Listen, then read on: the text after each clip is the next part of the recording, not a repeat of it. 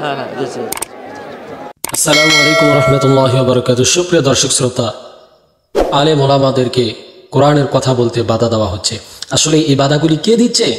আসলে আজকে যতটুকু দেখলাম যে আসলে একজন আলেমকে বাধা দিচ্ছে। বক্তা মৌলানা দেলোয়ার হোসেন সাইদির কথা বলতে বাধা চলে আসলো। আসলেই আজকে ইসলামের এত ক্ষতি হওয়ার পিছনে কারণ কিছু নামধারী আলেমের জন্য। আসলে এই আলেমগুলিকে আমরা চিহ্নিত করে রাখতে চাই যে আসলে ইসলামের সবচাইতে বেশি ক্ষতি করেছে এই কিছু মুনাফিক মার্কা আলেম ওলামা। আপনি দেখুন স্টেজের মধ্যে একজন বক্তাকে কিভাবে অপমান করে স্টেজ থেকে নেমিয়ে দেয়। একজন আলেমের কাছ থেকে আমরা এটা আশা করতে পারি না। সে আদবের সাথে বলতে পারতো, সেখানে তো কোরআন ও হাদিস থেকে কথা বলতেছে, কোরআনের বাকি আল্লামা দেলোয়ার হোসেন সাইদির কথা বলতেছে। আসলে সে তো অন্য কোনো কথা বলে নাই, তাতেই রেগে গেলেন তিনি। আসলে এইরকম আলেম ওলামাদেরকে চিহ্নিত করে রাখা দরকার, কারণ এরা প্রকৃতপক্ষে ইমানদার হতে পারে না। কারণ যেখানে কোরআন হাদিসের কথাই তারা বাধা দেয়, আসলে তারা প্রকৃত মুসলমান হতে পারে নাই। তো চলুন আমরা পুরো ঘটনাটি দেখে আসি। হ্যাঁ হ্যাঁ জি। মামা বসতে বলছে। হ্যাঁ হ্যাঁ ঠিক আছে, শেষ করে দিস। হ্যাঁ, যারা বন্দী আছে, যে সমস্ত আলেমেরা যে কারণে থাকলে কেন, ওদের নিয়ে কথা হবে না, কোনো কথা হবে না। নাহলে আমি যথেষ্ট। এখানে বক্তব্য সাহেব উন্মুখে কথা কেন বলতে চলবে না। এই লাইব্রেরিটা আমার উপরে, যেহেতু আমি সভাপতি এখানে চলবে। আল্লামা দেলোয়ার হোসেন সাইদি আপনারা কি চেনেন না? তার নাম কি আপনারা শোনেন নাই?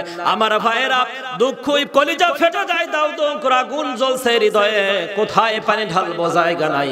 কয়েক মাস পূর্বে আল্লামা সাইদি সাহেবের তৃতীয় নাম্বার সন্তান মাসুদ সাইদিকে আপনারা চেনেন। আমি ওনার সাথে ঢাকায় দেখা করতে গেলাম।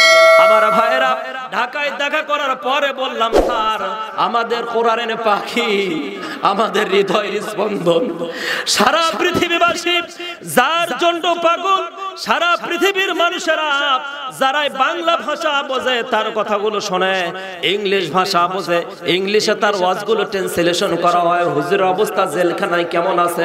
আমাকে বলল, শেখ আবু ইউসুফ আমার আব্বা জেলখানার ভিতরে কোন অবস্থায় আছে আপনি কি জানেন? আমি বললাম, স্যার একটু বলুন, জাতির সামনে হয়তো আমাদের মাধ্যমে জানাইতে পারবো। আমার ভাইরা, আমার বন্ধুগণ, তিনি বলল, আল্লামা সাইদি যেই রুমে থাকে মাত্র 2টা কম্বল দেওয়া হয়েছে। আমার ভাইরা, দুঃখই কলিজা ফেটে যায়, দাও দাও করে আগুন জ্বলছে। ও জাতি, যতদিন পর্যন্ত তোমরা কোরআনের পাখিগুলোকে চিনতে পারবে না, যতদিন পর্যন্ত কোরআনের আন্দোলন কর্মীদেরকে সম্মান মর্যাদা দিতে পারবে না, ততদিন পর্যন্ত তোমাদের কপালে ভালো কিছু লক্ষ্য করা যায় না। কথা বলেন ঠিক কিনা? আমার ভাইরা, আমার বন্ধুগণ, আল্লাহ পাক বললেন, ওয়ামা আসাবাকুম মিন মুসিবাতিন ফাবিমা কাসাবাত আইদিকুম ওয়া ইয়াফু আন কাসীর। জোরে বলেন আল্লাহু আকবার। যে সমস্ত বিপদ আর আফতগুলো আসে, এগুলো অধিকাংশ তোমাদের হাতের কামাই। আমার ভাইরা, সারা বাংলাদেশের আল্লামা সাইদির পরে আমার শ্রদ্ধেয় মামা গোলাম রব্বানের পাশাপাশি আরেকজন বক্তা আপনারা নাম জানেন, ডক্টর মিজানুর রহমান আজহারি। কথা বলেন ঠিক কিনা?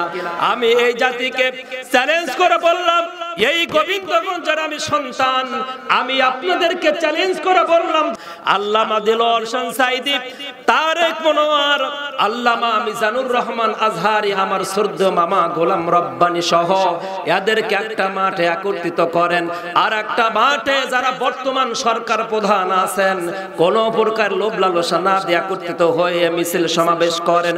আল্লাহর কসম করে বলি, কোরআন সামনে নিয়ে আমাদের ইসলামিক প্রোগ্রামে, কোরআনের প্রোগ্রামে সবচাইতে লোক বেশি হবে, ওদের প্রোগ্রামের পোলাগুলো নষ্ট হয়ে যাবে। কথা বলেন ঠিক কিনা? কথা বলেন ঠিক কিনা? আমরা কোরআনের জন্য, ইসলামের জন্য জীবন এবং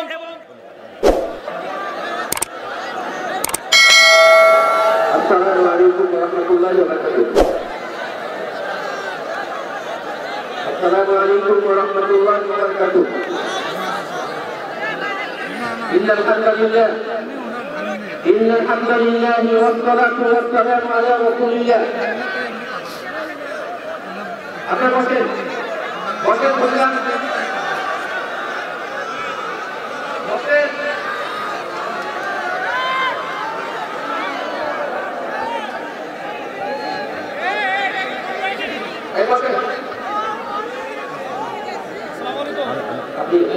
হ্যাঁ হ্যাঁ জি জি মামা বসতে বলছে। হ্যাঁ হ্যাঁ ঠিক আছে শেষ করে দিন। হ্যাঁ শেষ আচ্ছা ঠিক আছে আচ্ছা ঠিক আছে আলহামদুলিল্লাহ। আমি যতক্ষণ কথা বললাম কথার ভিতরে কোনো ভুল টুটি ক্ষমা করবেন। আল্লাহ হাফেজ। আসসালামু আলাইকুম। তাদেরকে নিয়ে এখানে কেউ কথা বলতে হবে না। আমি সভাপতি যারা বলি আছে যে কারণে থাকে যাবে ওদের নিয়ে কথা বলতে হবে না। কোনো কথা হবে না, না হলে আমি যথেষ্ট এখানে বক্তব্য দিচ্ছে এসে উন্মুখ ভূমিকে কথা বলতে চলছে না। এই লাইব্রেরিতে আমাদের করে যেহেতু আমি সভাপতি এখানে চলবে না চলেন ঝামেলা না। আচ্ছা ঠিক আছে শোনেন কিচ্ছু বলা লাগবে না, কিচ্ছু বলা লাগবে হয়ে গেছিলেন। বেশি বলবেন ঝামেলা কাটবে, কিচ্ছু বলার দরকার নেই, কিচ্ছু বলেন বাবাজি। ওগো প্রসঙ্গ বাদ দেন। আসসালামু আলাইকুম ওয়া রাহমাতুল্লাহ। বসেন একটা ঝামেলা থাকবে, বসেন।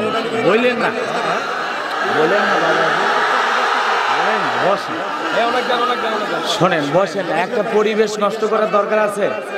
আমার এলাকার মানুষ আপনারা আমাকে ভালোবাসেন না? বসেন, কোনো কিছু বলা লাগবে না, ডাইরেক্ট ওয়াজ শুরু।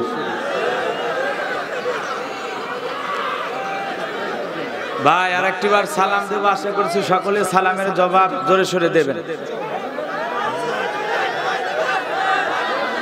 এ ভাই বসেন, কি করব না করবো বসেন, কিচ্ছু বলা লাগবে না।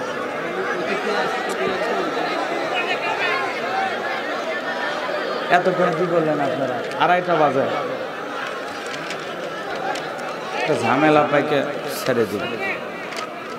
ভাই শোনেন, আপনারা সবাই কোরআন শোনার জন্য আসেন নাই? কোরআন থেকে কথা হবে ইনশা, এদিক সেদিক কোনো কথা হবে না। আপনারা একটু ধৈর্য সহকারে বসেন। সবাইকে অনুরোধ করছি যে ভাইরা দাঁড়িয়ে আছেন, বসার যদি পরিবেশ হয় একটু বসার চেষ্টা করেন। এ দেশের নাম বাংলাদেশ, কি নাম বলেন তো?